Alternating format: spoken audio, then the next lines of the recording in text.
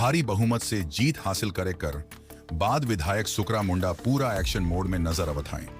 शपथ लेवे कर बाद मुख्यमंत्री स्वेंदु अधिकारी कर निर्देश मुताबिक स्वास्थ्य और शिक्षा क्षेत्र में सुधार लाने कर लागीना विधायक ओदलाबाड़ी ग्रामीण अस्पताल कर अचानक द्वारा कर लाई। शुक्रवार दोपहर के अस्पताल पहुंच के विधायक दिखलाई कि हिया कर व्यवस्था बहुत खराब आहे और मरीज मन के बहुत परेशानी हो गई। निरीक्षण कर समय विधायक के पता चलक कि अस्पताल में बहुत सारा कमी आहे, खास करके एक्सरे मशीन 1 साल से बंद आहे। उकर अलावा ईसीजी मशीन, खून जांच, अस्पताल परिसर में कैंटीन, शौचालय, पिए कर पानी, एम्बुलेंस और मरीज मन के बैठे कर जगह जिसन सुविधा मन कर घोर अभाव आहे। इस सब परेशानी के देख के विधायक सुकरा मुंडा पूर्ववर्ती तृणमूल सरकार के आड़े हाथ ले लाए। विधायक कहलाए कि पिछला सरकार स्वास्थ्य विभाग के एकदम अनदेखा कर रहे, जेकर सजा आइज गरीब जनता भुगतत है। विधायक भरोसा दिलाए कि वो मन इस सब समस्या के स्वास्थ्य विभाग और मुख्यमंत्री तक पहुंचा पाए और जल्द से जल्द ये अस्पताल कर काया पलट करे कर पूरा प्रयास कर पाए। विधायक करी अचानक निरीक्षण से क्षेत्र में चर्चा है और जनता की उम्मीद है कि अब अस्पताल कर दिन बदल जाए। समस्या এই যে আমাদের এক্সরে বন্ধ, ইসিজি বন্ধ, হাসপাতালে যে কোনো পেশেন্ট ডেলিভারি পেশেন্ট আসে সেটা রেফার হয়ে যায়, তাকে এখানে রাখা হচ্ছে না, অর্ধেক রাস্তায় হয়ে যাচ্ছে ডেলিভারি।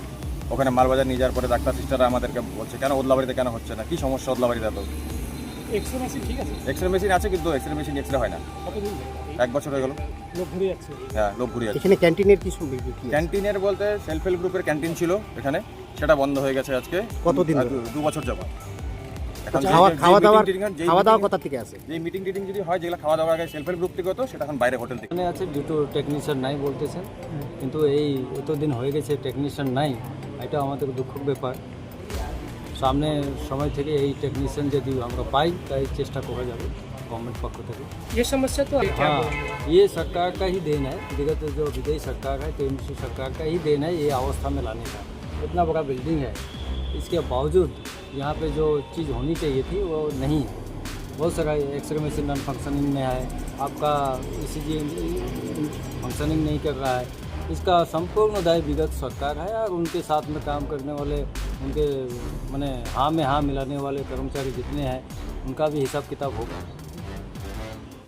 এখানে নাই বলে চলে, আগে ছিল পিয়াঙ্কু জানার আমলে সব ছিল।